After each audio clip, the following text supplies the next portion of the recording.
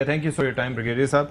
हम बात वही कर रहे हैं कि इस वक्त कोई ना कोई भारत सरकार का मकसद होता है जब वो इस तरह के फॉल्स फ्लैग ऑपरेशंस या इस तरह के ड्रामे करते हैं।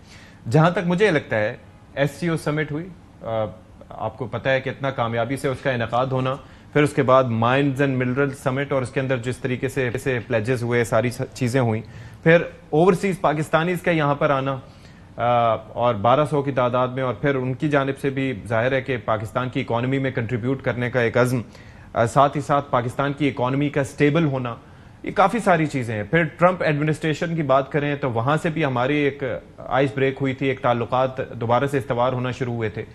तो आपको इसके अलावा कोई और रीज़न नज़र आता है जिसकी वजह से भारत इतनी तकलीफ में था, उससे बर्दाश्त नहीं हुआ? आई थिंक पाकिस्तान तो कॉमन डिनोमिनेटर रहा हमेशा इंडियन पॉलिसी में, स्पेशली बीजेपी। बाकी कुछ इनके अलावा इंटरनल फैक्टर्स भी हैं। अभी जो मुस्लिम जो लेट्स से जिस तरह औकाफ का हमारा महकमा, उनकी लेट्स से जो प्रॉपर्टीज वगैरह थी, उस पर एक कानून लाया गया जो खत्म किया गया इनका, और वहाँ काफी रिजाइनमेंट थी। कश्मीर के अंदर डेमोग्राफिक चेंज के ऊपर ऑलरेडी ऑक्यूपाइड कश्मीर में रिजाइनमेंट है, और बाकी मणिपुर हो जाए, मिजोरम हो जाए, नागालैंड, बहुत ज्यादा आई थिंक सिविल वार की। तो इंटरनल फैक्टर्स भी है। साउथ इंडिया से बहुत ज्यादा आवाजें निकल रही हैं अभी हिंदी को रिजेक्ट करने का, जो है एम के स्टालिन ने कहा कि हम 2 लैंग्वेजेस रखेंगे, हिंदी नहीं होगी, तमिल एंड इंग्लिश।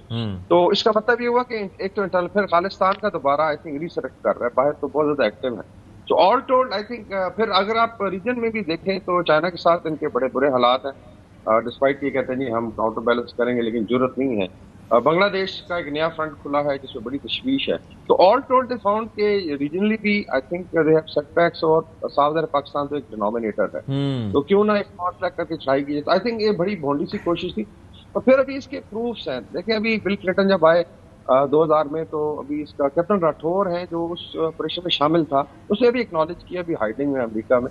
तो के गुड पर्सन मन्नू को बताया जी कि हमें कहा गया था के विजिट से पहले। तो फॉल्स फ्लैग का एक तो आई थिंक एक हिस्ट्री है। अभी सिर्फ ये है कि मीडिया हाइप है, बाकी ठीक है।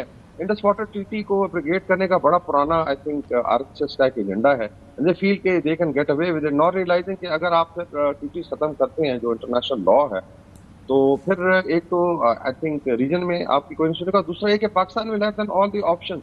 फिर आपका भी बाकी जो 3 दरिया दिए गए थे उस पर सारा राइट खत्म हो जाता है, बिकॉज ट्रीटी जब खत्म होगी तो फिर no hold barred and then all structures on those become military targets. ये इंडिया को पता होना चाहिए। अभी पाकिस्तान ने आई थिंक जो रिस्पॉन्स दिया है, very made, very effective, very aggressive. Specially air space बंद करने का हम कैलकुलेट कर रहे थे कि जो फ्लाइंग है कमर्शियल एयरलाइंस भारत की ईस्ट टू वेस्ट और वेस्ट टू ईस्ट जो है, तो उसमें से ऑलमोस्ट 70% पाकिस्तान के स्पेस से गुजरती है, स्पेशली नॉर्थ अमेरिका और जो यूरोप जाते हैं जहाज। और उसमें पिछले जब पिछले हुआ था 5 महीने में कोई $100 मिलियन का लॉस हुआ। तो इस तरह मेरे ख्याल it is going to be very very effective. जब तक ये इंडस वाटर ट्रीटी की अपनी कदर नहीं उठाते, तो I think should keep it down, shut down. तो ऑल टोल्ड आई थिंक सारे फैक्टर्स हैं जिसकी वजह से ये फ्रस्ट्रेशन में किया गया। बाकी मीडिया जो है साफ एक हाइप क्रिएट कर रहा है, हम देखते हैं कि मोदी क्या। ठीक है जी, ब्रेक यहाँ पर एक लेते हैं।